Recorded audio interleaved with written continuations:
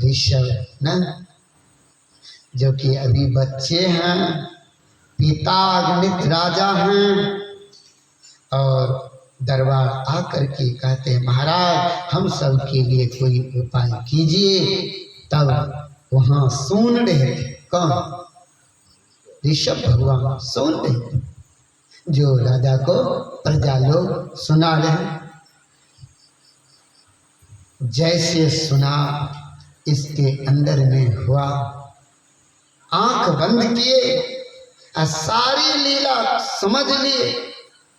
आज मेरे पिता राजा, और इस राज्य में इंद्र ने वर्षा नहीं किया, इंद्र द्वेषता के कारण आज इस राज्य में बारिश नहीं करते हैं। तो अच्छा मैं देखता हूँ इंद्र में भी कितनी शक्ति है। ऋषभ भगवान ने सारे प्रजा को वचन दिया, कहते हैं आप लोग अपने अपने घर को जाएं, और आज रात में ही बारिश होगी। इंद्र को लगा बाप बैठे हैं, इनको तो हिम्मत बोलने की नहीं, ये ही बोल रहे हैं, इसलिए इनमें क्या सामर्थ्य है जो बारिश कर देगा? बारिश की देवता तो मैं हूं, इंद्र की देवता जो है ना, इंद्र देवता, ये बारिश करने वाला देवता। रावण भी इंद्र को बस करके रखा था, बारिश करो मैं स्नान करूंगा। देखिए अग्निदेव को भी बस में करके रखे थे। राक्षस लोग भी आज स्वर्ग पर जाकर के धावा बोला, स्वर्ग में जितने भी देव थे सबको खदेड़ करके सारे पहाड़ कंदराओं में छुपना पड़ा, और दैत्य भी राज्य किया है स्वर्ग पर। इतने पराक्रमी दैत्य, सारे पराक्रमियों का आप लोग क्रम क्रम से कथा सुनेंगे 7 दिनों तक। जैसा वचन कहा ऋषभ भगवान वैसा ही किया। अब उन्होंने बारिश अपनी योग बल से राज्य में बारिश करवा दी। योग बल से, योग बल से जो बारिश करवा दिए, तो अब तो पृथ्वी हरी भरी हो गई, जो सूखे हुए थे ना, हरी भरी हो गई, सारी प्रजा में खुशियां आ गई। हाय हाय ये बारिश हो गई। अब इंद्र का तो मन चकनाचूर हो गया ना, उनके किए किराए पर पानी फिर गए। अब इंद्र क्या करते हैं, तो इंद्र को बड़ी ग्लानि हुई, और इंद्र की जो पुत्री थी जयंती, उसको साथ लेकर के और चला गया। कहाँ? अब ऋषभ भगवान के पास, और महाराज से कहते हैं, जो महाराज मेरे आज तीक्ष्ण, कहते हैं क्षुब्ध बुद्धि के कारण मैंने नहीं समझ सका, आपका जो पुत्र है साक्षात ब्रह्म परमात्मा ईश्वर है, और जितने आभूतियां प्रभु में होती है सारी वे भगवान में प्रकट होकर के इस संसार में आए थे। आज ऋषभ भगवान से कहते हैं, जो ये मेरी जो पुत्री जयंती है, इसका पानी ग्रहण संस्कार स्वीकार करो। बहुत कहने पर उन्होंने जयंती के साथ विवाह किया, और महाराज ऋषभ भगवान भी क्या किए हैं, तो अपने पुत्र को ऋषभ भगवान को राज्य सौंप करके आग्नेय भी जंगल यानी तप करने के लिए चला गया। ऋषभ भगवान राजत्व काल में बड़े ही अच्छे ढंग से राज्य को चलाया। ये भी अपने पुत्र को राज्य दे करके और उन्होंने भी क्या किया, तो वन को तप करने के लिए चले गए। उसके 100 पुत्र जन्म दिए। जयंती के उदर से ऋषभ भगवान 100 पुत्र को जन्म दिया और 100 पुत्रों में सबसे बड़े पुत्र महाराज भरत थे, जिनके नाम पर आज भारत देश पड़ा है। आज वे उनके सबसे बड़े पुत्र महाराज भरत हुए। महाराज भरत क्या करते हैं, तो महाराज भरत भी एक दिन राजत्व काल में, अब देखिए सब के सब राजपाट को छोड़ छोड़ करके गए हैं तप करने के लिए। क्या मतलब, ये संसार का जो सुख है, एक ना एक दिन यह संसार सबको दुख देता है, सबको दुख देता। इसीलिए ऐसे दुखालय संसार से सुख की प्राप्ति के लिए तप की अति आवश्यक है, साधना अति आवश्यक है। इसलिए सबको करने के लिए ये कथा तो हम सबको यही बतलाते हैं, जो राजपाट में कोई सुख नहीं है, ये दुख उत्पन्न करने वाला है। इसलिए महाराज जब ऋषभ भगवान राजपाट का त्याग कर दिए हैं, तो अपने राज्य में भी नहीं रहा, जंगल गए हैं तप करने, दूसरे राज्य को चले गए, दूसरे राज्य, और दूसरे राज्य में जा करके छुप करके भजन करते, छुप छुप करके। भजनानंदी तो दिखावे मात्र के लिए भजन नहीं करता, ऋषभ भगवान भजन करने लग गए हैं और इतना कठोर तप किया है, जो भेष भी बदल करके कर रहे तप, और इस तरह से भजन कर रहा है जैसे पागल को रोड पर देखते हैं ना, किस तरह से, इस तरह से रह करके भजन किया। बाद में इनके सारे पुत्र भी ढूंढने के लिए गए हैं, हाय मेरे पिता किस राज्य में भजन करने को चला गया, और पिता को ले आना भी चाहिए। मिला लेकिन पहचान नहीं सका। इस तरह से उन्होंने भेष बनाया, पूछा भी तो भी कहा मैं उनको नहीं जानता हूँ। एक दिन घनघोर जंगल में चला गया और घनघोर जंगल में जा कर के जो तप करने लग गए हैं, तो ऋषभ भगवान देखिए बैठे बैठे जो पैखाना पेशाब भी करते थे, शौच आदि, उसी पर लेके भजन किया करते थे। अब इस अवस्था में लोग देखेंगे तो क्या कहेंगे, लेकिन उनकी विष्ठा से भी दुर्गंध नहीं आती थी, उनकी विष्ठा से भी सुगंध आता था, खुशबू आती थी। ऐसे संत भगवंत की विष्ठा से भी दुर्गंध नहीं आती है, क्योंकि उन्होंने गंधर्व नारी होती है, गंधर्व नारी, ऐसे नारी को जो उन्होंने जागृत कर लेता है, ऐसे उनकी खुशबू बहुत दूर तक जाती है। कहते हैं संत में नए सगरी आभा होती है, उन आभा के कारण उनमें शरीर तो जीर्ण शीर्ण हो जाता है, लेकिन उनमें आकर्षण अति तेज उसमें दिखाई देता है। ये संत का संत में ये सब पाए जाते हैं, इसलिए दूर तक फैलती।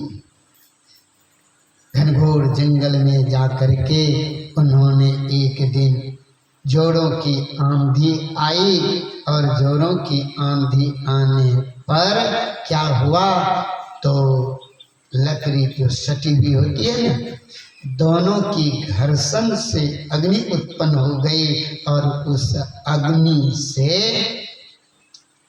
आज जंगलों में आग लग गई।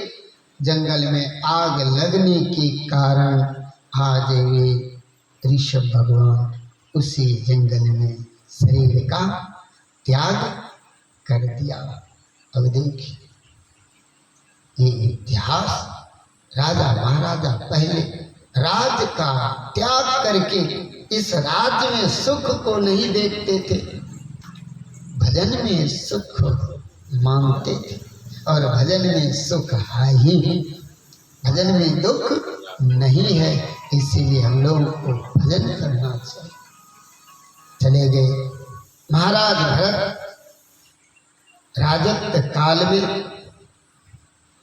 वह सोचा सब के सब राजपाट का त्याग करके चला जाता है, तो मैं भी इस राज्य में रह करके क्या करूं, क्या करूं। हमें भी राजपाट का त्याग कर देना चाहिए। महाराज भरत भी क्या करते हैं, तो अपने पुत्र को राज्य का उत्तराधिकारी सौंप करके और महाराज भरत भी चले गए। गंडकी नदी के तट पर महाराज भरत, उन्होंने उलह ऋषि से दीक्षा लेकर के, मंत्र लेकर के, और वे बैठ गए भजन करने के लिए। भजन करने, और जैसे भजन करने के लिए बैठा है, तो देखिए भजनों नंदियों को चाहिए एकमात्र भजन से प्रेम करना चाहिए। भजन के समय में विघ्न उत्पन्न करने के लिए हमारे सारे विकार शत्रु बन करके विघ्न पहुंचाने के लिए वे उपस्थित हो जाते हैं, और हम सब भी भजन को छोड़ करके और यही शत्रुओं के संग में हो करके अपनी दुर्गति करवा लेते हैं। इसलिए हम लोगों को चाहिए भजन के समय सारे ख्यालों का त्याग करके एक मैं दूसरा ब्रह्म यथार्थ आत्मा और परमात्मा की सिवा कोई वहाँ नहीं रहे, तभी तो भजन का आनंद प्राप्त होता है, और नहीं तो तीसरा जैसे भूसा आनंद खत्म, तब फिर आनंद नहीं आएगा। इसलिए तीसरे को मत आने दो। यही एक लक्ष्य में अपना जीवन लगा करके रखना चाहिए। ध्यान के लिए बैठे तो मन में और कुछ भी नहीं आवे, केवल एक मात्र मन को मंत्र के सिवा कुछ मत देना। बहुत देर तक जब साधक प्रत्याहार करता है, प्रत्याहार का मतलब होता है मन संसार के तरफ भागता है, साधक संसार की ओर से मन को लौटा करके मंत्र देते रहता है। मन मंत्र को छोड़कर विषयों में भागता है, विषयों के तरफ से साधक लौटा लौटा करके इस मन को जो मंत्र देते रहता है, जो बारंबार ऐसा करता है, उसी का नाम प्रत्याहार है। योग के 8 अंग होते, योग के 8 यम, यम नियम आसन प्राणायाम ना, और कहते हैं ध्यान ना, समाधि भी, ध्यान समाधि, और ये तो अंतिम का ना, ध्यान और समाधि। लेकिन यम नियम आसन प्राणायाम और अगर आप कर लेते हैं तो ध्यान और समाधि तो अंत में लगेगी ना, ध्यान और समाधि अंत। धारणा ध्यान ना, धारणा होगी, ध्यान होगा, तब समाधि होगी। तो प्रत्याहार के बाद धारणा होती है। प्रत्याहार, धारणा, ध्यान, समाधि ना। यम नियम आसन प्राणायाम, प्रत्याहार, धारणा, ध्यान और समाधि, यही योग के 8 अंग हैं। तो आप प्रत्याहार करेंगे, बारंबार लौटाकर ध्यान लगावेंगे, तभी क्या होगा, तो धारणा होगी। धारणा का मतलब होता है अल्प टिकाव को धारणा कहते हैं। अल्प माने थोड़ी देर के लिए भी अगर दृष्टि सुषुम्ना में ठहर गया, स्थिर रह गया, तो समझ लीजिए वही स्थिरता को धारणा कहते हैं। धारणा के बाद तब ध्यान होगी। ध्यान कहते हैं निर्विषय मन ध्यान।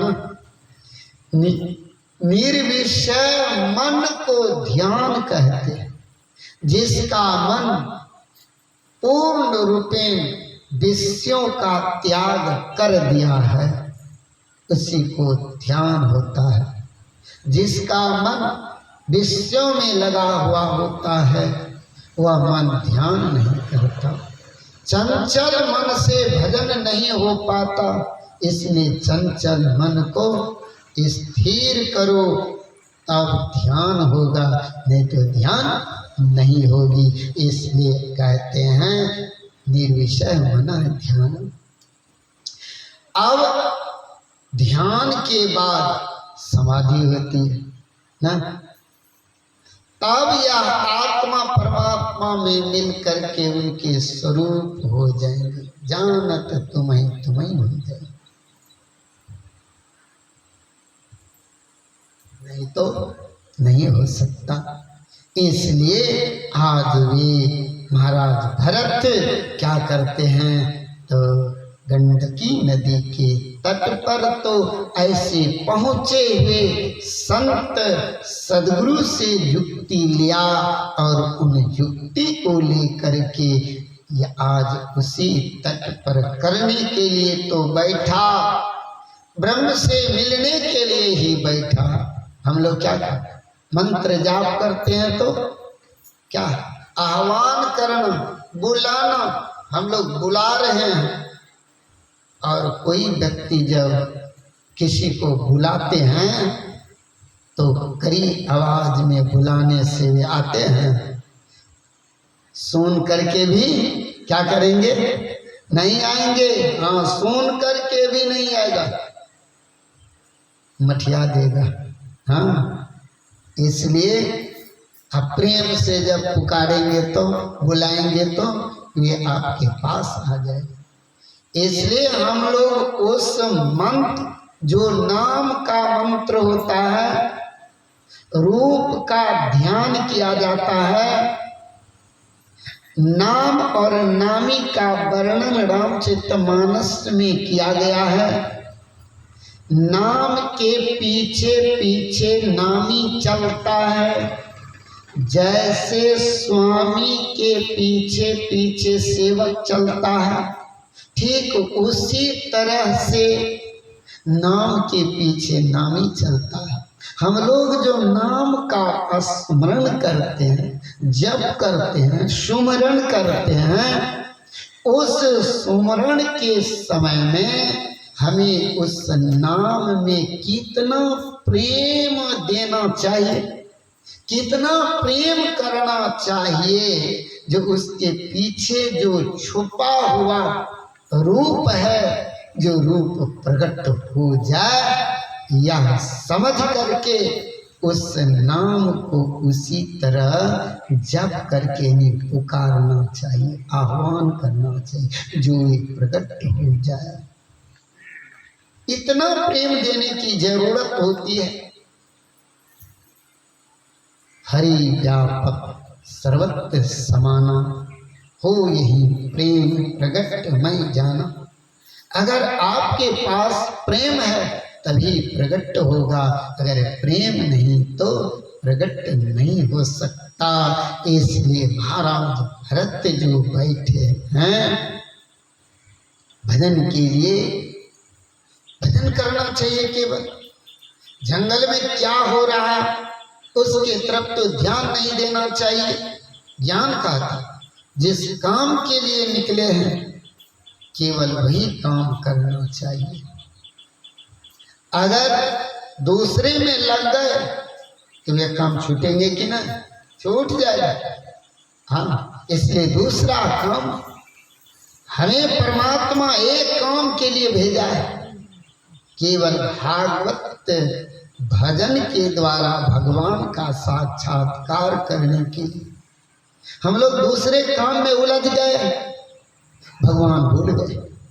भगवान की प्राप्ति कैसे होगी? हाँ, नहीं होगी। इसलिए ये सब काम जब तक रहेगा तब तक आपको बदनाम करता रहेगा, और जब ये सब काम छूट जाए तब बदनामी से बच जाओगे। कबीर साहब ने कहा, काम दीवाना क्रोध है राजा, बसई 2500 चोर सातिर जइयों को। जहाँ काम होगी वहाँ राम नहीं होगा, जहाँ राम होगा वहाँ काम नहीं होगा।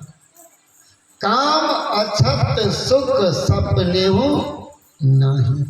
इसीलिए ये काम वासनाओं का त्याग करके जो भजन करने के लिए बैठता है उसी का भजन बनता है। और जो काम वासनाओं को लेकर भजन में बैठता है तो भजन नहीं बनता है, लेकिन काम वासना जागृत होकर भजन से उठा देता है, भजन से उठा देता है। तभी तो सिर दर्द, पेट दर्द, न कमर दर्द, तभी सब दर्द उखड़ता है, तभी। अन्यथा अगर जब तक प्रेम परमात्मा से जुड़ा हुआ होगा तब तक शरीर का भी कोई भान नहीं रह जाता। क्या हुआ नहीं हुआ, इधर क्या हो रहा है, इधर का कोई पता आपको नहीं चलेगा। लेकिन आप जिधर होते हैं उधर का पता आपको होगा। महाराज भरत तो बैठे हुए हैं भजन करने के लिए गंडकी नदी के तट पर। उसी समय एक गर्भस्थ हिरण आ गया उसी नदी में पानी पीने के लिए। जैसे पानी पी रही थी ना हिरण, एक शेर का दहाड़ सुनाई दिया।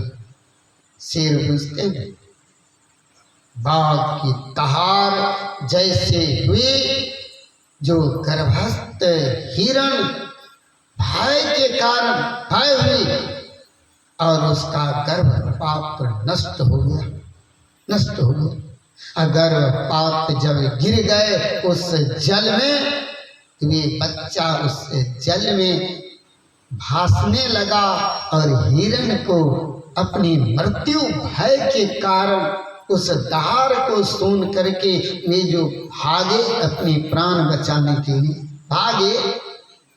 इधर क्या हुआ, बच्चे मरे कि नहीं, जीवित है, कोई पता नहीं। देखिए, जब संकट आती है किसी का कोई नहीं होता, कोई किसी का नहीं होता। संकट की घड़ी तो एकमात्र परमात्मा के सिवा और कोई नहीं हो सकता। इसलिए विपत्ति काल में स्नेह 100 गुना अधिक करना चाहिए तो एकमात्र ब्रह्म परमात्मा ईश्वर से करना चाहिए।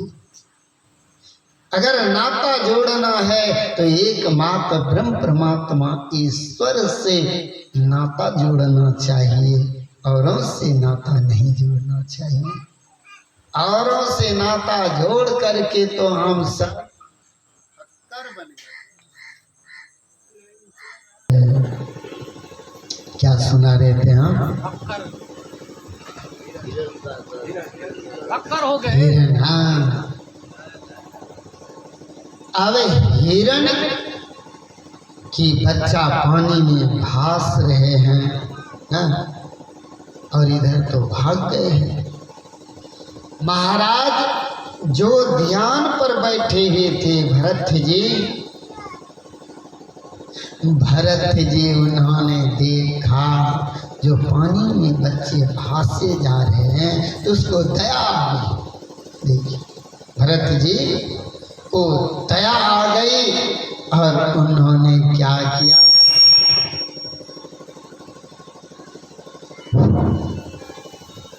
श्री सद्गुरु महाराज की जय। दया आ गई और उन्होंने भजन को छोड़ करके वे वहां से चल पड़े। उस बच्चे को उठा लाया और उनकी रक्षा की। जैसे उठा करके लाए हैं उनकी रक्षा की तो अब पाला पोषण तो आप देखेंगे, आप जिनसे प्रेम करेंगे वे भी आपसे प्रेम करेंगे। अगर आप जिससे नहीं प्रेम करेंगे तो ये भी आपसे प्रेम नहीं करेंगे। ये गुण जानवर में भी है। अगर आप अधिक स्नेह प्रेम अगर जानवरों से करते हैं तो जानवर भी आपको देख करके ना बोलने लग जाएंगे। बोलेंगे कि ना? बोलते। देखिए पक्षी सुगा लोग टांग कर घर में रहते हैं ना, लेकिन सुगा को भी पता रहता है ये घर वाला है कि नहीं ना। हाँ, उनको कौन सिखाते हैं? कहते हैं जब चोर आते हैं तो कहते हैं चोर चोर चोर ना। गुरु महाराज के प्रवचन को पढ़िएगा। गुरु महाराज ने कहने की कृपा की, मेरे पिताजी के घर एक सुग्गा था। एक दिन चोर आए तो सुग्गा ने शोर मचा दिया, बाबा हो चोर, बाबा हो चोर। सुग्गा कहने लगा, सब जग गए ना। तो पक्षी को भी तो आप जिससे प्रेम करेंगे। महाराज भरत क्या किए, उठा करके लाया उसे। अब छोटा बच्चा था, अन्न तो नहीं ग्रहण करते, दूध पीते। अब वे जंगल से निकल करके गांव बस्ती पर चला जाता था और गांव बस्ती से दूध ला करके बच्चे को पिलाते थे। भजन में विघ्न उत्पन्न हुआ कि न? जो समय भजन का था वो समय अब दूध लाने का हुआ। अब ये दूध ला कर पिलाने लगे। थोड़ा बड़ा हुआ, घास खाने लगे तो हरी हरी घास ला करके उनको दिया करते थे। और जब महाराज बैठ जाते थे ध्यान पर तो वे भी आकर के बैठ जाते थे गोद में। कितना स्नेह दोनों से हो गया, प्रेम हो गया। बस गोद में आकर के बैठ जाते थे और जैसे गोद में बैठते तो उसका ध्यान टूट जाता था। और जब ध्यान टूट जाए तो फिर ध्यान लगाने में साधक को बड़ी कठिनाई होती है। एक बार अगर भजन से मन उब गया तो फिर उबे हुए मन को साधक बड़ी परिश्रम करके फिर मन को एकाग्र करता है। इसलिए भजन में किसी को विक्षेप नहीं करना चाहिए, किसी को विघ्न उत्पन्न नहीं करना चाहिए, क्योंकि साधक को इस मन को सिमटने में कितना कष्ट होता है यही जानते हैं जो संसार की तरफ से अपने मुख को मोड़ करके एकाग्र चित्त करके परमात्मा से नाता जोड़े हैं, और ऐसे से जो रास्ता भटका दे, अलग कर दे तो कितना कष्ट उत्पन्न होगा, विचारिए कितना कष्ट होगा। इसलिए महाराज भरत क्या करते हैं तो अब उन्हीं की सेवा में दिन रात लग गए। ये पंच भौतिक देह किसी का अजर अमर नहीं हुआ है। 5 तत्व से बने यह शरीर की पिंजड़ा से सुबह एक दिन उड़ जाएगा। ये खाली का खाली पड़ा रहे, खाली पिंजरा शोभा देता है क्या? नहीं ना। घर हो, घर में रहने वाला नहीं हो तो उस घर का क्या महत्व रह जाता? कोई महत्व नहीं रह जाता। ये शरीर भी घर है, और शरीर के घर में जब चेतन न रहे तो समझ लेना इस शरीर का कोई महत्व नहीं रह जाता।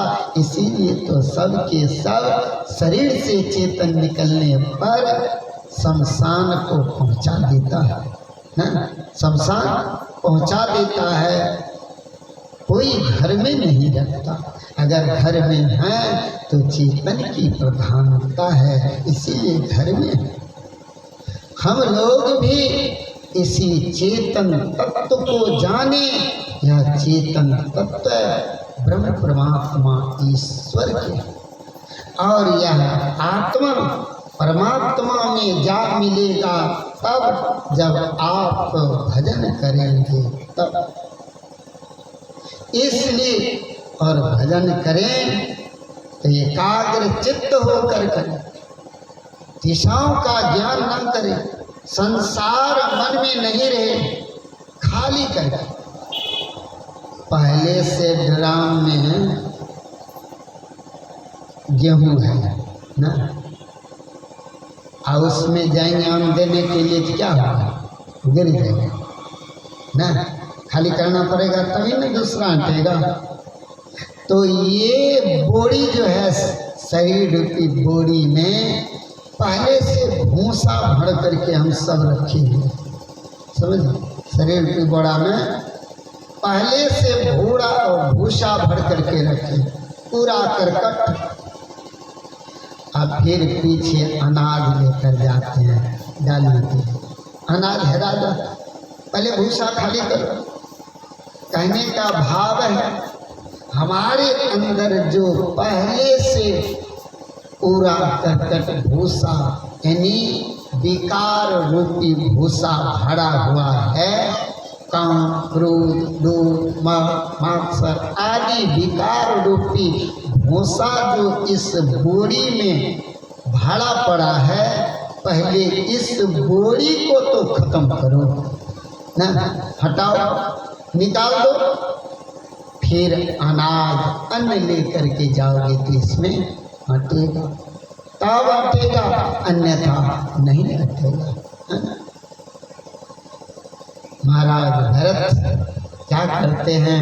महाराज भरत ने अब उन्हीं की व्यवस्था में लगे हैं।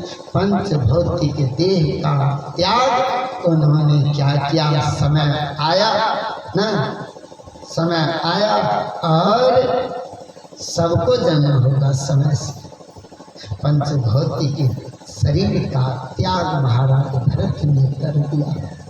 जैसे महाराज भरत ने शरीर का त्याग किया तो मरने के समय में महाराज भरत को याद आ गया, जो हाय हाय मैं क्या करूं, मैं तो अब जा रहा हूं, लेकिन इन हिरण की बच्चे का क्या होगा, इन्हें तो हिंसक प्राणी जंगलों में खा जाएंगे, अब इसका क्या होगा। देहाव समय चित्ते, देह त्याग के समय में चित्त में जो जो भावना जीव करता है वही वही जन्म का कारण होता है।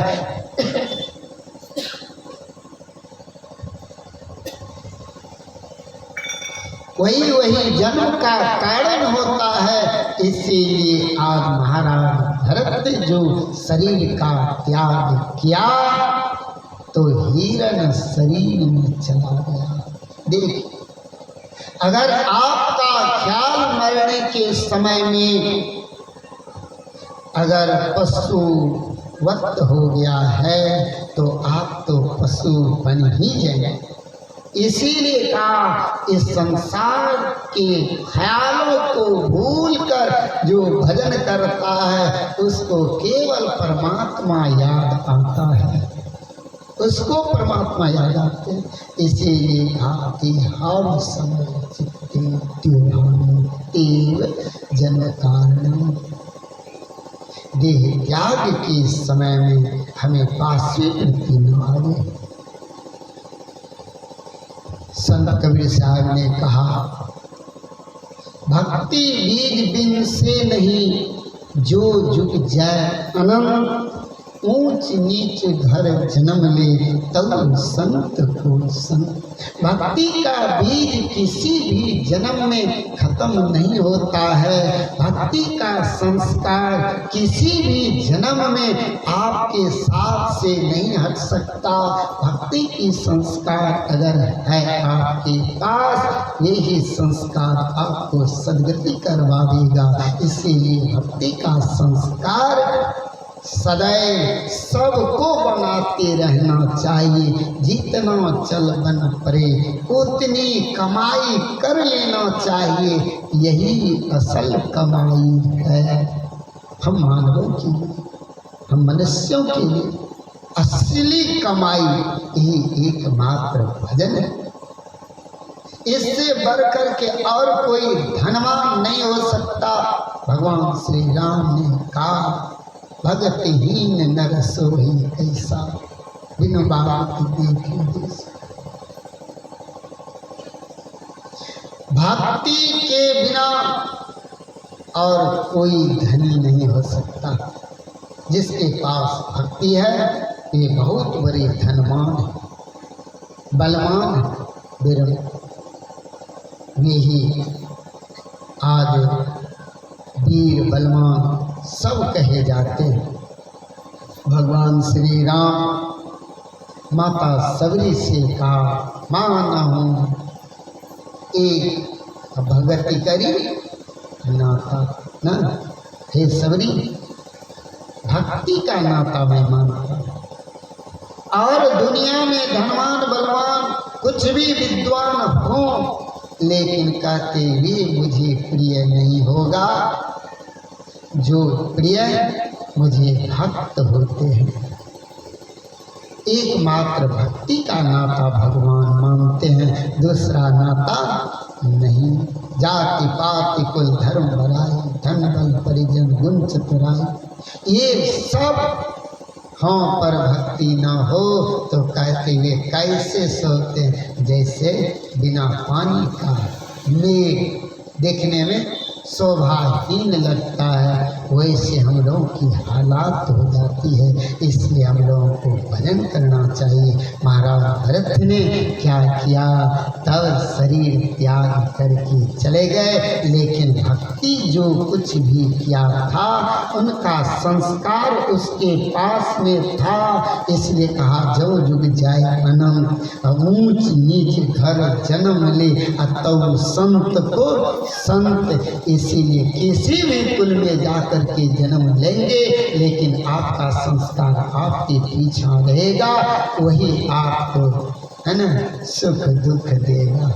चाहे वह संस्कार भला का हो या बुरा का हो।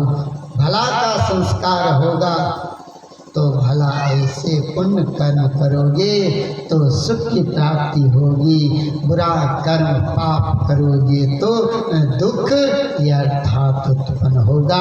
यही सुख दुख से मिश्रित या शरीर रूप संसार है। इस संसार में जो कोई आया है सबको दुख भोगना पड़ा है। कोई इस संसार में सुखी नहीं है। जो देखा सो दुखिया हो, उदय अस्ति बात करते हैं। सबका किया विवेका हो, घाटे बाड़े सब जग दुखिया। क्या गिरी वैरागी, सुखदेव आचार दुख के डर से गर्भ से माया त्यागी हो न। यहाँ तक कि कहते कहते कह गए ब्रह्मा विष्णु महेश दुखिया जिनिया रात समाये हो। अब दो दुखिया भूपति दुखिया रंग दुखी विपरीति हो। कहे कबीर सकल जग दुखिया संत सुखी मन जीती। जिन्होंने अपने मन और मन के विकारों को जीत लिया है वे ही सबसे बड़ा सुखिया है न। वे ही सबसे बड़ा सुखिया, अन्यथा और कोई सुखिया नहीं हो सकता। तन घर सुखिया का ना। तन कहते शरीर। इस शरीर संसार में जो कोई आया है कोई सुखी नहीं है, कोई सुखी नहीं। इसीलिए कहा तन घर सुखिया काऊ ने देखा, जो देखा सो दुखिया। सब के सब वे दुखी होते। आज महाराज भरत क्या किए तो शरीर का त्याग कर दिया। एक जगह कबीर साहब फिर पुनः लिखते हैं अंतमति सो गति।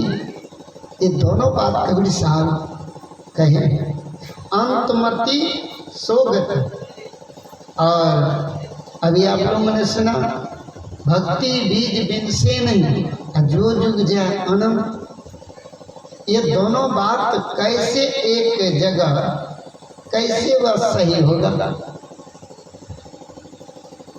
अगर भक्ति की बीज विनाश नहीं होती है तो कहते हैं अंतमति सो गति। तो अंत में हमारी ख्याल जिससे हुआ उसी योनि को चले गए तो भक्ति का बीज का क्या होगा। कबीर साहब ने कहा देखिए अगर भक्ति रूपी बीज शरीर रूपी खेत में अगर पड़ गया है, शरीर रूपी खेत में पड़ गया है तो शरीर खेत तुलसी अपन खेत है। पाप पुण्य दो बीज न, मन कर्म वचन किसान बोवे सोलोरे विधान। यथा तुलसीदास जी महाराज भी शरीर को खेत का तुलसी या तन खेत और हमारे द्वारा पाप और पुण्य जो होते हैं यही दोनों बीज हैं इसी शरीर में उगता है। यथा इन्हीं शरीर से जो कर्म करते हैं मन के द्वारा वचन के द्वारा कर्म के द्वारा यही किसान यही फसल उपजाते हैं ना। तो सुख दुख फसल इसमें लगता। हाँ ये फसल उपजाते हैं यही बीज बो करके। तो जैसा बीज बोएगा वृक्ष वैसा ही होगा ना। आम की बीज में लताम कहाँ से लगेगी, लगेगी। हाँ तो यही कर्म हम लोगों के साथ है।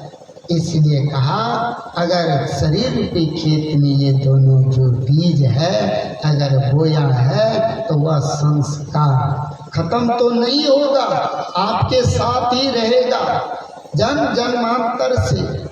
शोभ कर्म की संस्कार तब तक रहेगा आपके पास में जब तक कि आपको सद्गति नहीं मिल जाता। अर्थात आत्मा जब तक परमात्मा से नहीं मिल जाएगा तब तक वह संग आपका नहीं छोड़ेगा। और पाप कर्म का भी संस्कार आपके पास उसी तरह से रहेगा जब तक कि आपकी दुर्गति न करवा दे तब तक वे भी नहीं छोड़ेंगे। ये भी नहीं छोड़नी। इसलिए दुर्गति चाहते हैं, सदगति चाहते हैं, चाहते क्या हैं? वह विचार के लिए आप स्वतंत्र हैं। आप स्वतंत्र हो करके विचार कर लीजिए, हमें दुख चाहिए अथवा सुख चाहिए। ये निर्णय आपको ही करना पड़ेगा, दूसरा कोई कर नहीं देगा। इसलिए अपने निर्णय कर लीजिए, हमें करना क्या है? विधि निषेधमय कलिमल हरणी धर्म कथा नंदनी वर्णी। इसलिए हमें क्या करना है और क्या नहीं करना है, यह विवेक परमात्मा ने मनुष्य शरीर को दिया है। इसलिए मनुष्य शरीर को पा करके हमें असत्य कार्य में नहीं लग करके रहना चाहिए, सत्य कार्य में लग करके रहना चाहिए, तभी आनंद आएगी। महाराज भरत ने क्या किया? तो यही संस्कार देखिए उसका क्या हुआ। तो अंतमति सो गई तो चले गए ना, अंतमति हुई।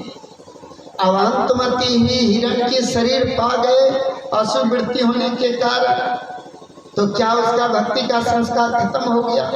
कबीर साहब कहते नहीं नहीं, उसका संस्कार खत्म नहीं हुआ, वह संस्कार है।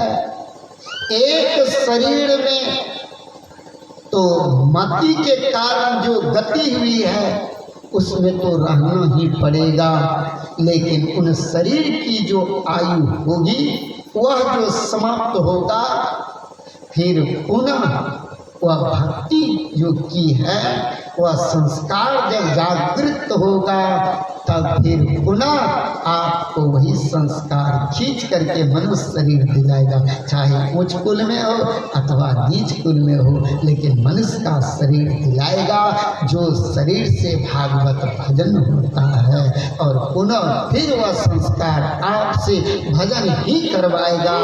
यही भक्ति का यही हम लोगों को यही काम। इसलिए खेत में बीज बो देने से क्या होगा? फसल नहीं लगेगा, कुछ ना कुछ तो होगा, है? अरे कितना हूँ दाही जारी चल जाए, कुछ तो होगा। एक दाना बोए हैं, 1000 दाना देने का उसका लक्ष्य होता है, लेकिन 1000 में से नहीं दे पाए तो 2-4 तो देगा, है? लेकिन देगा। किया हुआ कर्म कभी नष्ट नहीं होता है, वह तो फल दे करके ही रहता है। और इसीलिए बुरे कर्म का बुरा नतीजा न मानो तो करके देखो, जैसे रावण कंस दुर्योधन की दुर्दशा है। इसलिए बुरा कर्म नहीं करना। महाराज भरत अब कहते हैं हिरण शरीर में चला गया, हिरण शरीर को पा करके अब ये देखे हिरण बन गए। एक दिन क्या हुआ तो उसको ज्ञान हो गया। हिरण शरीर में जब वह संस्कार जागृत हुआ है तब उन्होंने सोचा है मैं कहाँ महात्मा था और कहाँ महात्मा से मैंने मृत्यु बन गया है। अब अपने किए हुए कर्म पर पश्चाताप करते हैं, हाय मैंने कहाँ महात्मा और कहाँ मृत्यु बन गया। इसीलिए उन्होंने जैसे जागृत हुआ फिर पुनः उन्होंने क्या किया तो हिरण के शरीर में है, लेकिन वह शरीर को लेकर के पुनः ऋषि के आश्रम में चला गया। देखिए ना, चला गया और जा करके उन्होंने कुटिया में बैठ गया। और संत महापुरुष तो आत्मदृष्टा होते हैं, सभी जीवों में उन्होंने ब्रह्म की सत्ता को ही निहारता है, ब्रह्म की सत्ता को देखता। इसीलिए तो गोस्वामी जी को लिखना पड़ा, श्या राम मैं सब जग जानी, करो प्रणाम जोड़ी जुग पानी। वे राम मैं ही जगत है संसार, सब में राम न मैं देखने वालों के लिए वह दृष्टि भी शुद्ध और पवित्र होना चाहिए। पवित्र आत्मा अगर हो जाए, परमात्मा आत्मा के ऊपर आवरण है, इसीलिए उसको घेरे हुए हैं, बांधे हुए हैं, इसीलिए आत्मा बधा हुआ है। ऐसे भरे हुए आत्मा को निर्बंध करने के लिए सारे शरीर के आवरणों को पार करना होगा, यथार्थ हटाना होगा। और हटेगा तब जब हम गुरु युक्ति लेंगे, तब करेंगे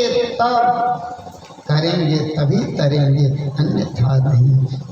अब आंख बंद करके देख लिया। ऋषि ने देखा, अरे ये तो मेरा शिष्य महाराज भरत आंखें खोल करके कहने लगा, पुत्र भरत, ये तूने क्या किया? तूने मेरे से भजन भेद लेकर के भजन करने के लिए वन को गया था, लेकिन ये तुम क्या कर लिया? अरे जंगल में हिंसक प्राणी रहते हैं, कहाँ क्या होता है, उससे तुमको क्या लेना देना था?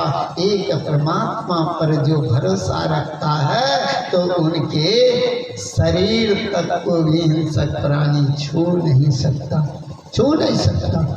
कभी नहीं छू सकता। इसीलिए अब देखिए नहीं छू। तब जा कर के बहुत समझाते हैं, कहा बेटा अगर तू आ ही गया है मेरे पास तो अब तो तुम्हारा उद्धार करना ही पड़ेगा। अगर नहीं करते हैं तब तो ना, तब क्या होगा जानते हैं? गुरु की महती कृपा क्या रह जाएगा। इसीलिए गुरु तो भव जल उतारे पार। गुरु का काम है अपने शिष्य को भव सागर से पार उतार देने का भाव संत सदगुरु को है। अगर संस्कार तुम्हारा जागृत हुआ इसलिए मेरे पास आया, तो अब इस संस्कार को मिटने नहीं देंगे। और कहते हैं महाराज भरत से उस हिरण शरीर में कहते हैं, जाओ इसी गंडकी नदी में तुमने अब शरीर का त्याग करो और शरीर का त्याग करके पुनः फिर तुम्हें मनुष्य का शरीर देता हूँ और पुनः मनुष्य शरीर प्राप्त कर जो भजन करोगे तभी तुम्हारा कल्याण होगा। अगर भजन नहीं करोगे तो कल्याण नहीं होगा, क्योंकि मनुष्य शरीर के अलावा जितने भी शरीर आप देख रहे हो वे सब शरीर भजन के लिए नहीं होता है। वे सब शरीर तो एकमात्र भोग करने के लिए है। योग उन शरीर से नहीं हो सकता। योग के लिए तो एकमात्र मनुष्य का ही शरीर है। इसीलिए मनुष्य शरीर को भगवान श्री राम ने उत्तम कहा, भरे भाग मानस तन पावा, सुर दुर्लभ सब ग्रंथ गावा, साधन धाम मोक्ष करी द्वारा, पाई में जही पर लोक समारा। यह मनुष्य का शरीर साधन करने का ये धाम है और मोक्ष की द्वार है। ऐसे मोक्ष के द्वार पर जो खड़े हो जाएंगे तो किधर जाएगा? जो रास्ता जहाँ का पकड़ लेता है वहीं पहुँचता है ना।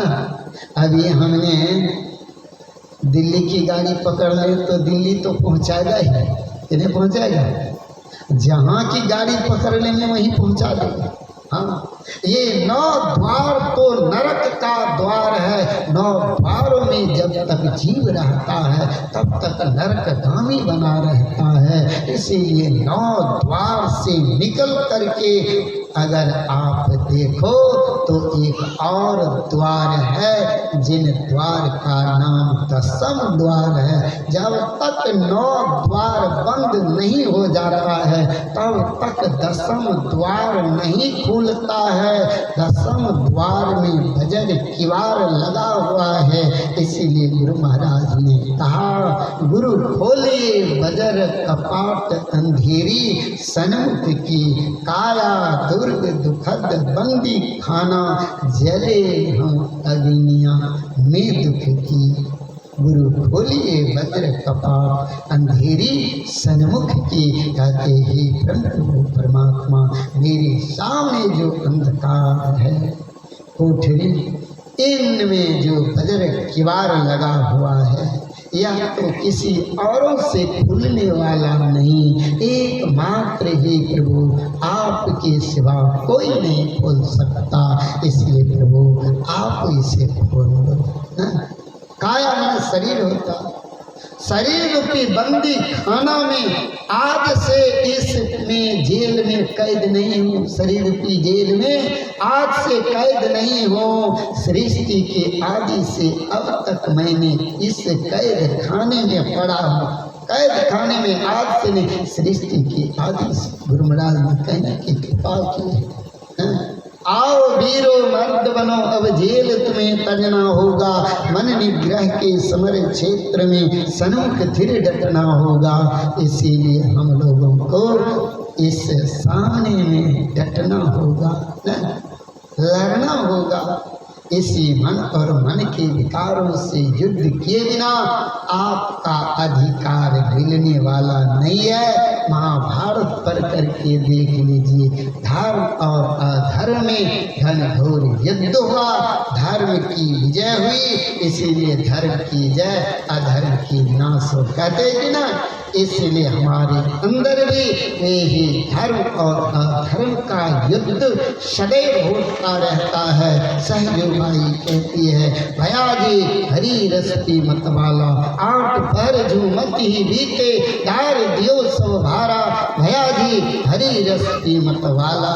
इसीलिए भगवान का रसपान करना चाहते हैं तो अपने अंदर में वह आठों पहर मन और मन के विकारों से जूझता रहो, लड़ता रहो, तभी आपका आत्म कल्याण होगा, अन्यथा कल्याण होने वाला नहीं है। महाराज भरत को कहते हैं, बेटा अब क्या करना है तुम्हें? अब इन शरीर का त्याग करो और पुनः मनुष्य का शरीर प्राप्त करो।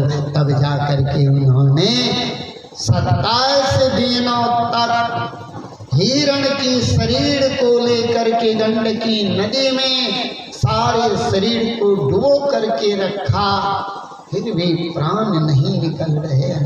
देखिए, हिरण के शरीर से प्राण नहीं निकल रहे हैं। तब फिर अन्न जल का भी त्याग कर दिया।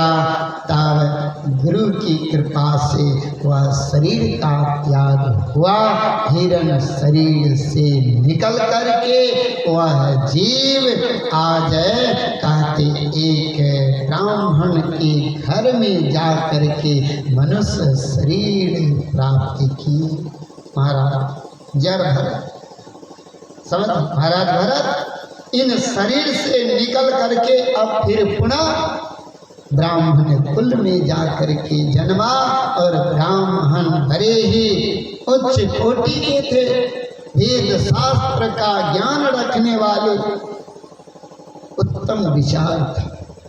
उन्होंने सोचा, उन्हें 2 पत्नियां थी, आगे भी उन पत्नी में पुत्र और इस पत्नी में भी पुत्र। बड़े पुत्र जो थे उनको तो ब्राह्मणों ने पढ़ाया लिखाया।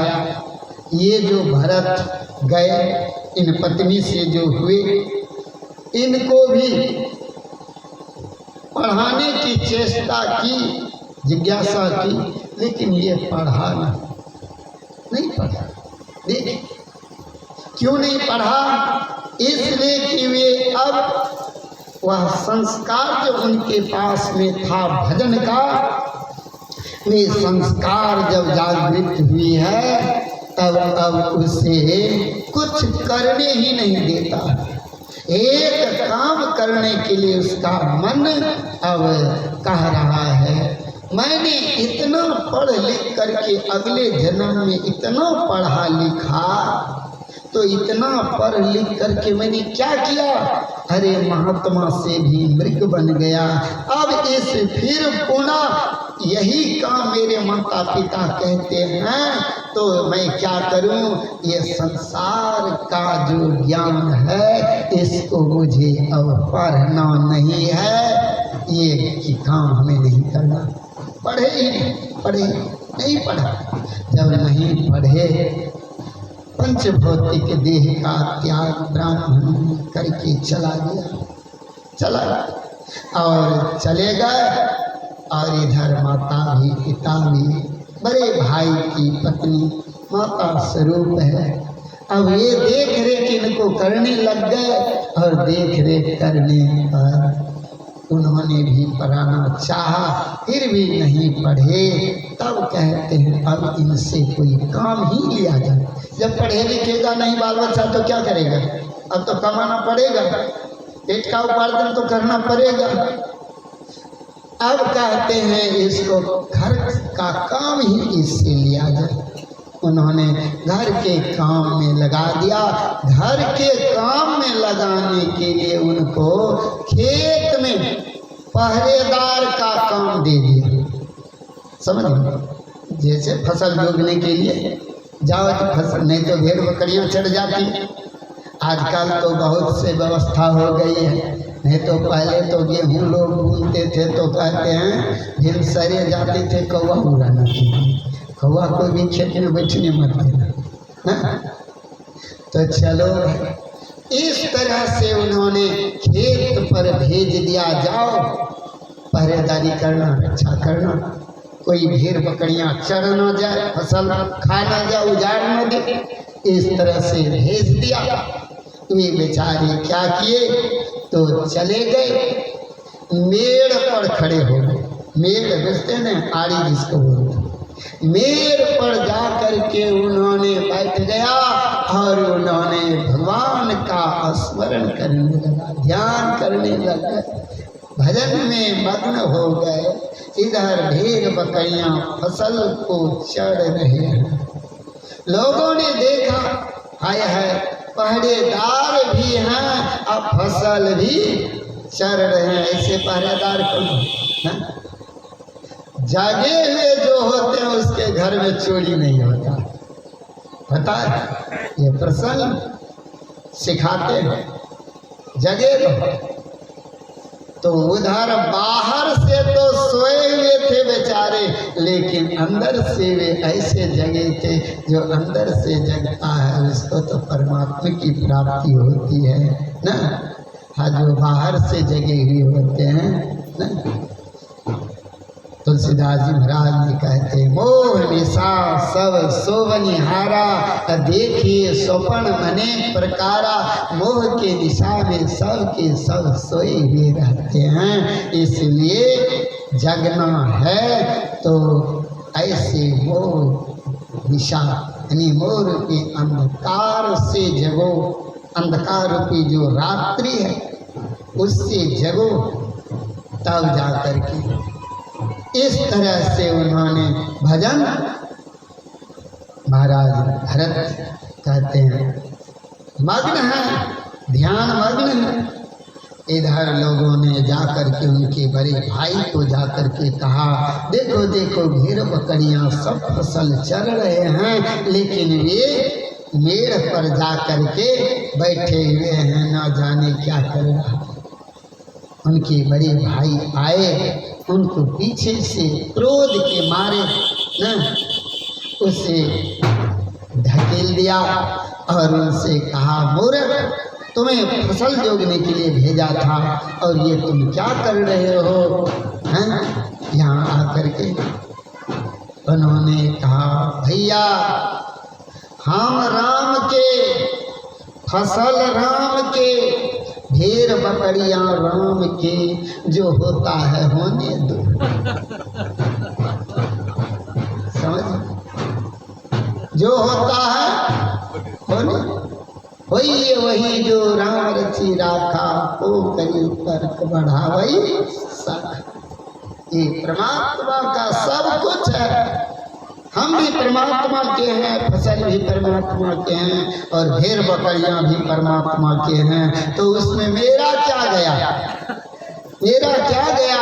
इसीलिए भैया जो होता है होने दो। कहा अच्छा तो बड़ी ज्ञानी, पढ़ा लिखा तनिक भी नहीं और ज्ञानी बन गया। अरे अध्यात्म के ज्ञानी तो कबीर साहब देख लीजिए, इतिहास पढ़िए, उनकी जीवनी पढ़िए, औंठा छाप। लेकिन कितने बड़े काशी के पंडितों ने, कितने बड़े बड़े पंडित थे। एक दिन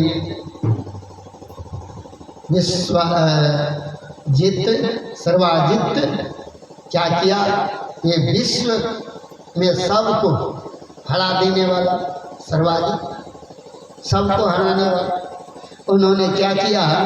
तो सर्वाजित का नारा था मुझे कोई साक्षात करके हरा दे। लेकिन उनकी माँ जो थी सर्वाजित की, कबीर साहब की शिष्या थी। एक दिन जाकर के कहा माँ मेरे से अब ज्ञानी और कोई दुनिया में नहीं रहा। तो उनकी माँ कहती, सर्वाजित की माँ, कबीर साहब को अगर हरा दोगे तो मैं विश्व विजेता मानूंगा, ज्ञानी मानूंगा तुम्हें।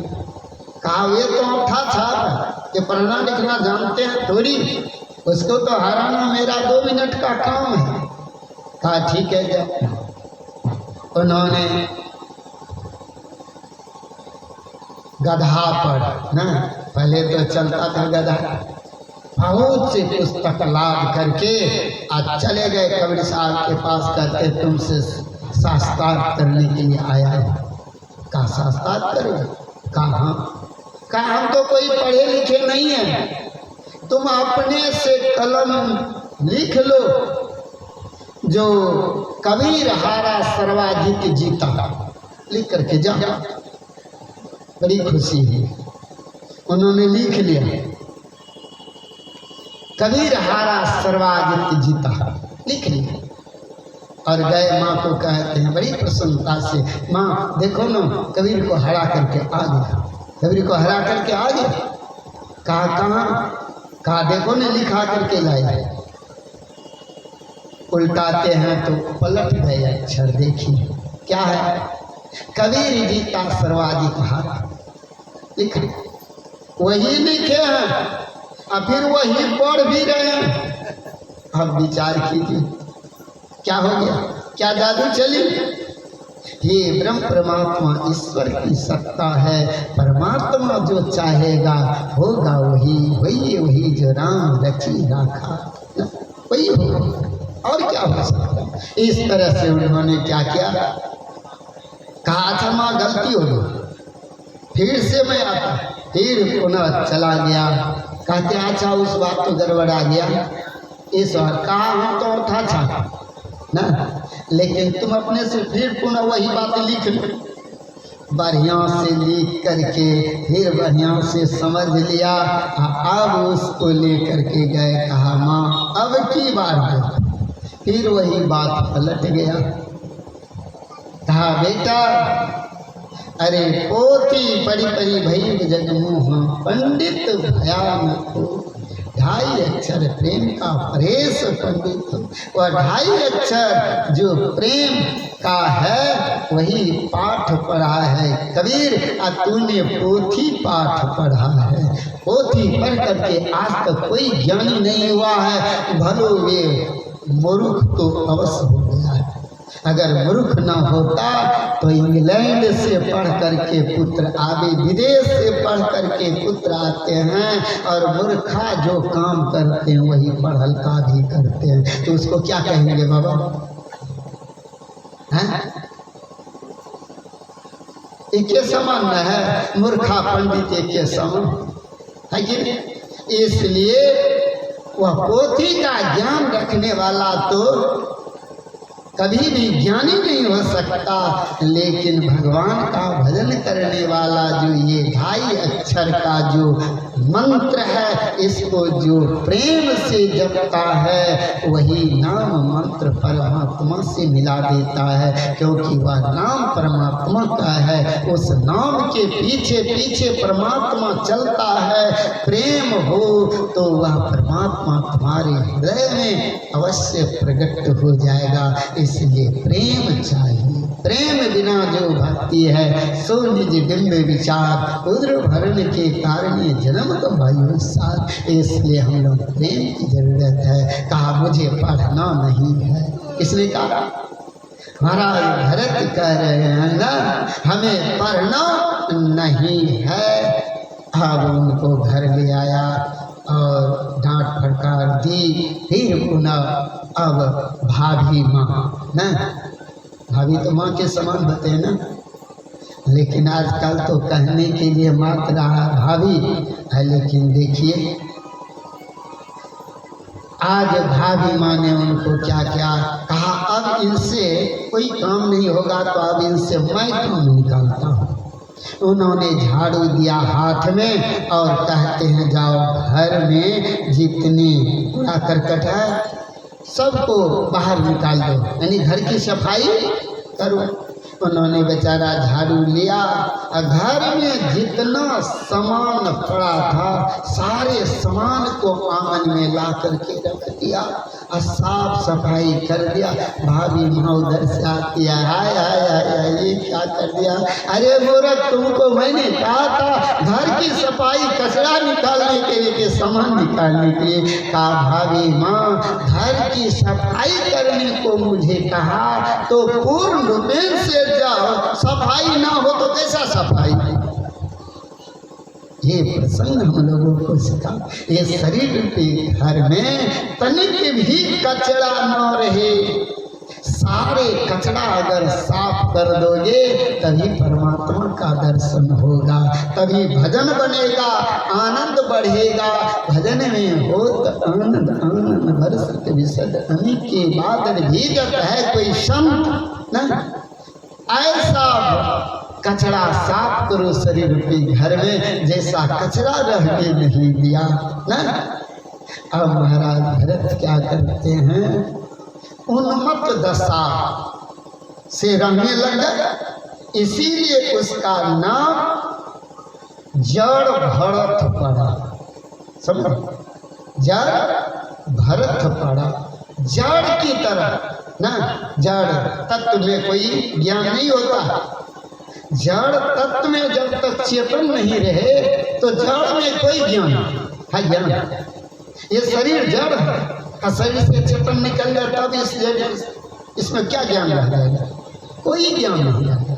इसीलिए कहते हैं जड़ उन्मत्त की तरह जो जीवन को बिताने लग गए, इसीलिए उसका नाम जड़ भरत पड़ा ना। इस तरह से उन्होंने करने लग गए। तब जा करके कहते हैं अच्छा लो, उन्होंने हाथ में बर्तन थमा दिया। समझ, हाथ में बर्तन थमा दिया और कहते हैं जाओ इस बर्तन को मांस करके ले, मांझ करके ले आओ अच्छी तरह से।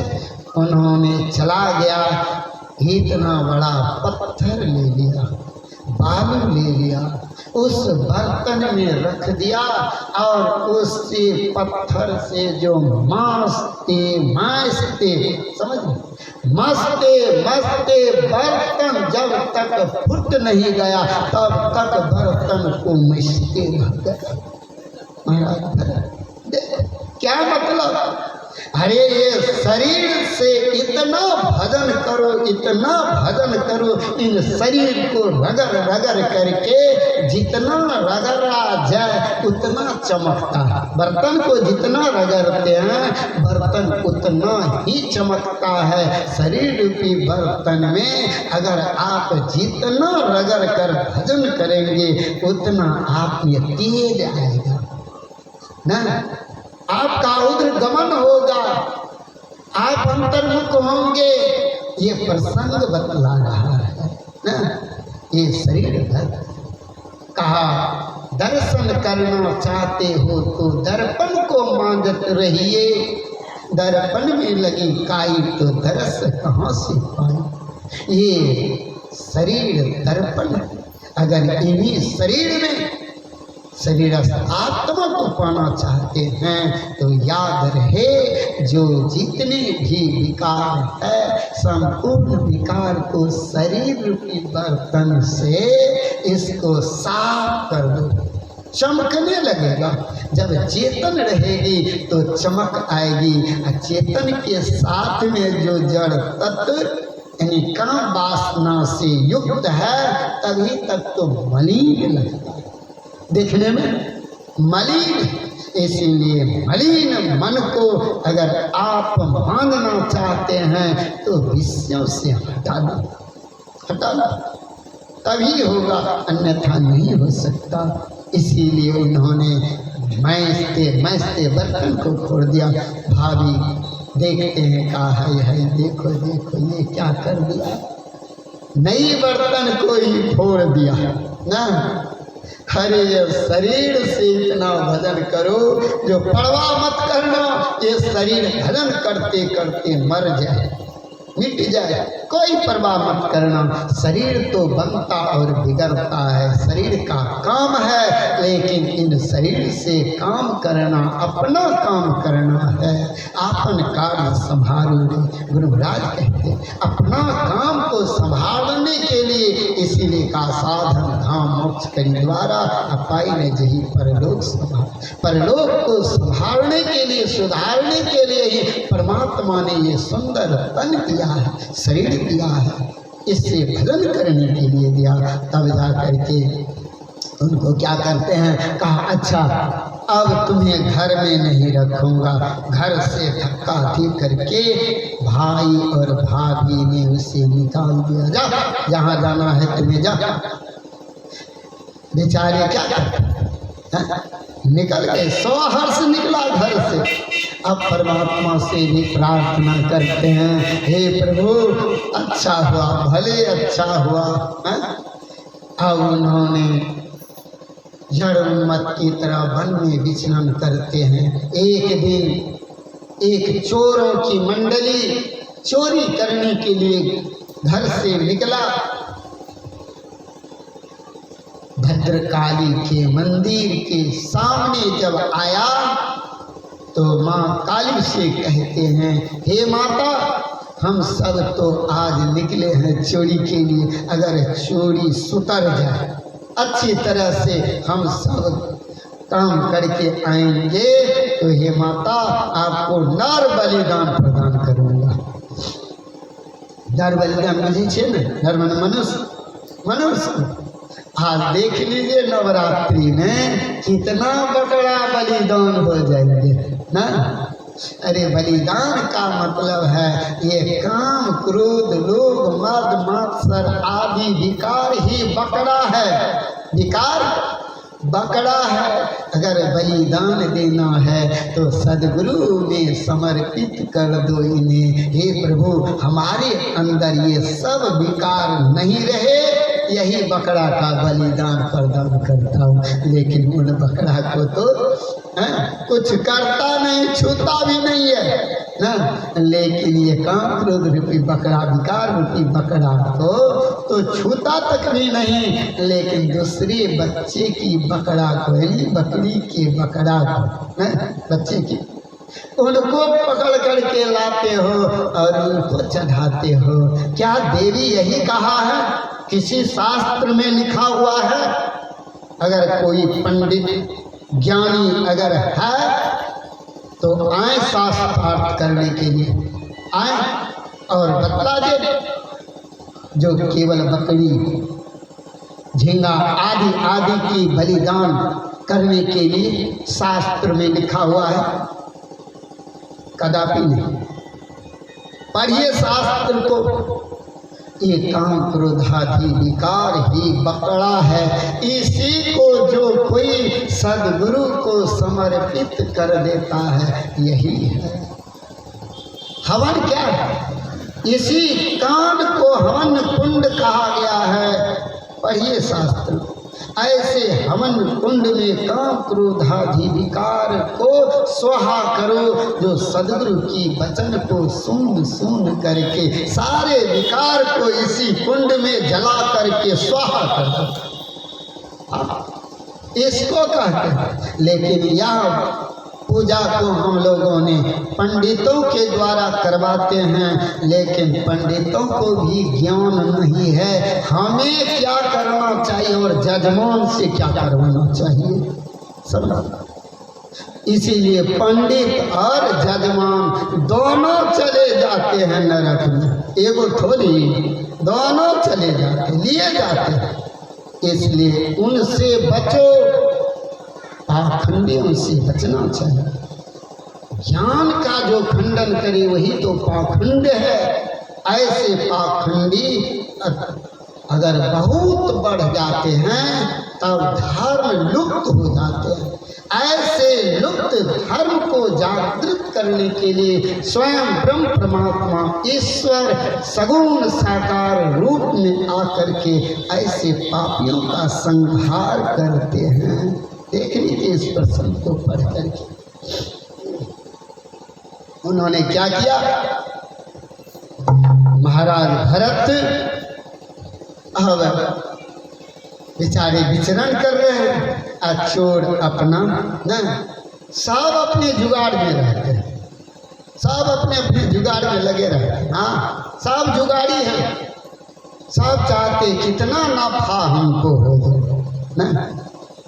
नफे में लगे रहते, घाटा में नहीं रहते। अरे ऐसी बनिया न हम सब बनिया हैं, बनिया व्यापार करने के लिए आए हैं। व्यापार कबीर साहब ने कहा सदगुरु हटिया न पसरल हटिया उसरी गेले हे सखिया आ सौदा किछु करियो न भीड़ न।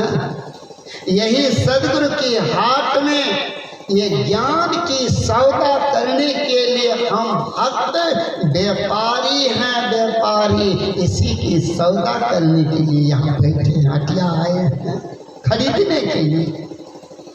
इसीलिए कौन इसको खरीदेगा? जिसके पास पूर्व का संस्कार रहेगा, जन्म जन्मांतर के संस्कार रहेगा, वे ही सत्संग में आकर के बैठेगा। वही जो सुने समझे करे तो यही ज्ञान की सौदा होगा। अगर जो कोई इसको नहीं आगे, नहीं सुने, नहीं समझे, नहीं करे तो ये हाट में नहीं गया। तब संसार की हाट में तो क्या क्या मिलता है सो सब समझते ही हैं। इस तरह से अब कहते हैं माता सुतर जाए तो ना नर बलिता। अब देखिए माँ अच्छी तरह समझ रहे हैं, रे पापी चोरी करना पाप नहीं महापाप है कि नहीं? तू पाप करने के लिए निकला है। ये किसी की बेटा न अब बाप का संबंध छुड़ा कर तुम्हें बलिदान मेरे में समर्पित करता है न, करना चाहता है पापी, तो जाओ तुम्हें पाप का भी इतना भी बोझ बढ़ा देता हूँ। उनका भी मनोकामना पूरी कर दिया, चोरी सुतर गए, अब पाप बढ़ गए। बढ़ा कि नहीं? चोरी तो सुतरा लेकिन पाप कर्म से बढ़ गया, बढ़ा कि नहीं? उन्होंने चोरी सुतर गई, आए और कहते हैं अब मैं क्या करूं? तो चलो लाओ एक नर को पकड़ करके, एक नर को पकड़ करके लाया यानी मनुष्य को, और उसको अच्छी तरह से नहलाया धुलाया, कपड़ा पहनाया, खिलाया पिलाया और उनको माता के सामने में लाया और माता के सामने में ला करके उनको खड़ा किया और कहते हैं अब इनकी बलिदान होगी। बेचारे को पता चला हो मेरा आज बलि पड़ेगा, लेकिन देखिए परमात्मा की मौज, आज किसी तरह उन्होंने अपनी जान बचानी, भाग नजर की थोड़ा अनदेखी होने से बेचारे भाग गए। उनको अब ढूंढने के लिए गए, छुप गए हैं। अब ढूंढने के क्रम में महाराज भरत पर उन सब ढूंढने वालों की दृष्टि पड़ गई और उनको ही पकड़ करके ले आए। कहा चलो, चल दिया बेचारा सीधा ना, ये चल दिया। आए, बहुत दिनों से स्नान नहीं किया, कपड़ा फटा, बाल बढ़ी, दाढ़ी बढ़ी, नाखून बढ़े, पागल की तरह शरीर को बनाए हैं। देखिए परमात्मा को पाने के लिए कैसा भेष बनाना ना, जिसे कछुना चाहिए सोई सांसा। आज उन्होंने क्या किया, उन्हीं को पकड़ करके ले आया और पकड़ करके लाए और कहते हैं देखो जी, अब इन्हीं को स्नान कराया, सब कुछ करा करके नया वस्त्र पहनाया, नया वस्त्र पहना करके और उनको माता के सामने में लाया गया, खिला पिला करके। देखिएगा बकरा का बलिदान होगा तो पहले से हरी घास ला करके खिला पिला करके चनन टिक्का लगा करके नहीं है एकदम तैयार करके रखते हैं। चलना है ना, एक के अंदर में मौत की दुख ना, तलवार लटका है। एक को देखिए कैसा है, बड़ी विचित्र बात। यही ज्ञान है क्या? शास्त्र में यही ज्ञान पढ़े लिखे हैं हम सब। शास्त्रों का अध्ययन ठीक ठीक करना चाहिए। समाज में हम सब जो भ्रम को फैला करके रखे हैं, अंतर्मुख करके रखे हैं, सो नहीं चलेगा, अंतर्मुख होना पड़ेगा। लेकिन देखिए एक पंडित अभी आकर के कह दे कल सूर्य ग्रहण लगेगा, जो खाएगा सो मर जाएगा, तो उनकी बात सब मान लेगा, सब मान लेगा। नहीं मानेगा, मान लेगा, नहीं खाएगा। लेकिन एक संत जो मुर्दे में भी न, मुर्दे को भी जिंदा कर देने की सामर्थ्य रखता है, वह भी आकर के कहे खा लो, नहीं मरोगे, तो भी उनकी बात नहीं मानेगी, नहीं मानेगी। विचित्र बात है। हम लोगों को समझना होगा, सत्य और असत्य का निर्णय करने की शक्ति परमात्मा ने हमें बुद्धि प्रदान की है। अगर आपने परमात्मा में अगर बुद्धि को लगा करके रखेंगे तो सुबुद्धि प्रदान होगा, और ऐसे सुबुद्धि से क्या होगा जानते हैं? आपका काम सरे सारा, आपका काम बनेगा। इसलिए कुबुद्धि नहीं आएगी, हम लोग सुबुद्धि से। महाराज सामने में लाया और उनको क्या किया, माता के सामने खड़ा कर दिया और कहते सिर को नीचा करो। बेचारे सिर नीचा कर दिया। इधर तलवार निकाला, जैसे ही उनकी गर्दन पर, गर्दन तो झुकाए हुए हैं बेचारे, और माता के नाम लेकर के उन पर प्रहार करने ही वाला था गर्दन पर, वैसे वह पत्थर की मूर्ति फोड़ करके आज माता प्रकट हो गई, और प्रकट हो करके उनके हाथों से तलवार लेकर के उसी का संहार कर लिया। समझ, पापी का संहार किया। लेकिन हम सबको देख लो, एक न किसका संहार करवाते हो? अरे पापी का न, पट्ठा का संहार करवाते हो, पापी का नहीं। बिचारी ये कहाँ का ज्ञान है बिचारी। लेकिन आज पापी को मारना, पापी को मारने के लिए तो परमात्मा प्रकट होते हैं ना। जब माता के दर्शन करने के लिए जाते हैं तो देखिए मैकासुर का वध किया है भगवान, माता क्या है दुष्टों का, तो ये सब प्रतिमा से हमें ज्ञान लेना चाहिए, जो कि मेरे अंदर में जो ये पापी मन है, विकारी मन है, जिनके कारण सदा से हम दुखी रहते हैं, ऐसे पापी मन को ही मार देना चाहिए ना। इस मन से पूर्ण विकार को खत्म कर देना चाहिए। लेकिन हम अपने मन के विकार को खत्म नहीं करते हैं और दूसरे के पुत्र के शिकार करते हैं। यही है ज्ञान। इसलिए ये ज्ञान कहाँ से देगी? ये काम तो पंडितों का है, ज्ञानियों का है, मौलाने का है।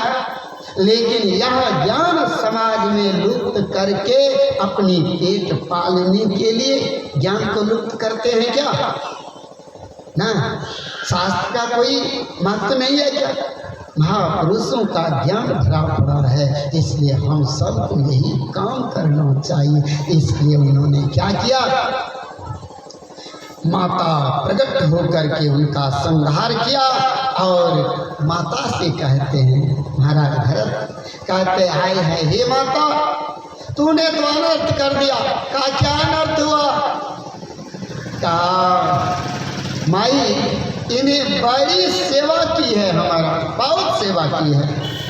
हे माता, बहुत दिनों से भूखे थे, बड़ा सुंदर स्वादिष्ट भोजन करवाए, कपड़े बहुत दिनों से तन पर नहीं, कपड़ा पहनाया न, और मुझे कितना प्रेम स्नेह इतना यहाँ लाया और तुम्हारा दर्शन करवाया, और तुम्हारा दर्शन जो करवावे उसी को तुम मारोगे, बता उसी को।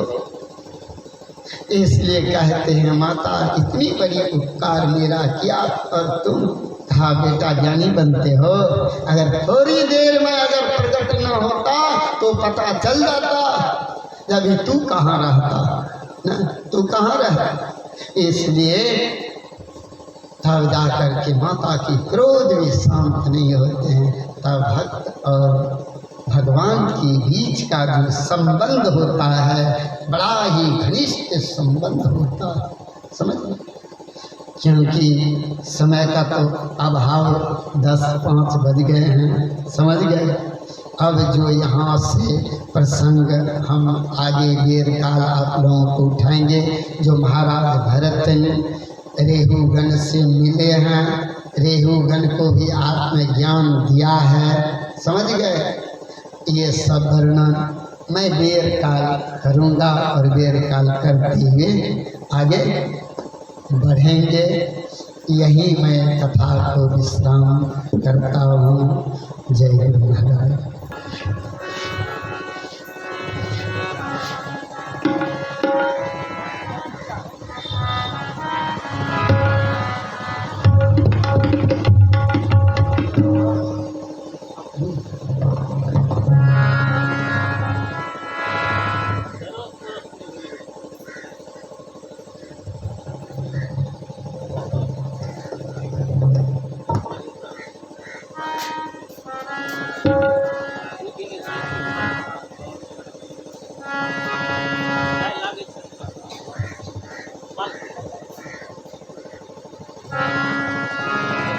श्री सद्गुरु महाराज की जय।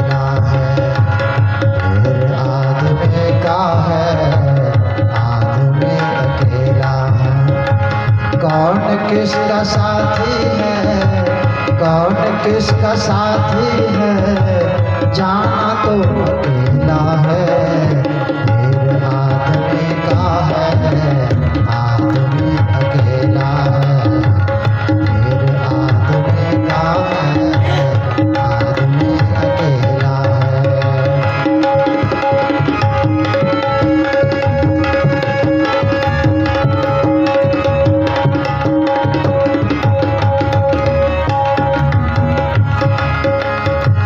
माल पास जब तक है हाथ सब मिलाएंगे, देखा हाथ खाली है फिर नजर आएंगे।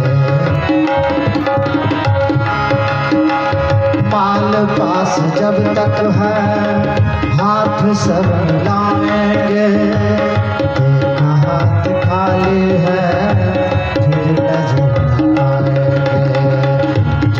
रिश्ते नाते हैं दर्द का झमेला है, जो रिश्ते नाते हैं दर्द का झमेला है।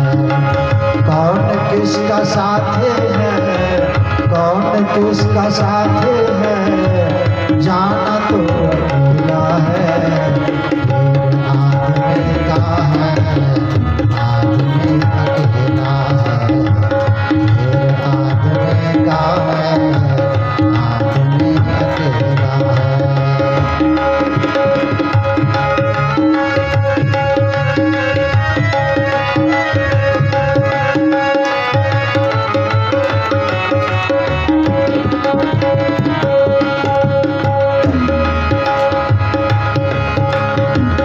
आज का गुरु चेला दोनों जटाधारी है, जिसके पास धन जितना उतना गुरुधारी है।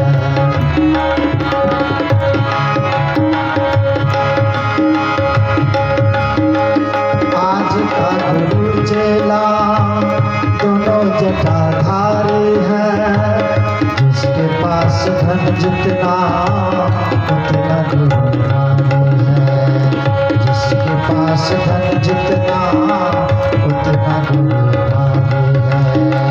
छतरी लगा चांदी का क्या विचित्र रहना है, छतरी लगा चांदी का क्या विचित्र रहना है। कौन किसका साथी है, कौन किसका साथी है, जाना तो अकेला है, फिर आदमी का है, आदमी अकेला है, फिर आदमी का है, आदमी अकेला है।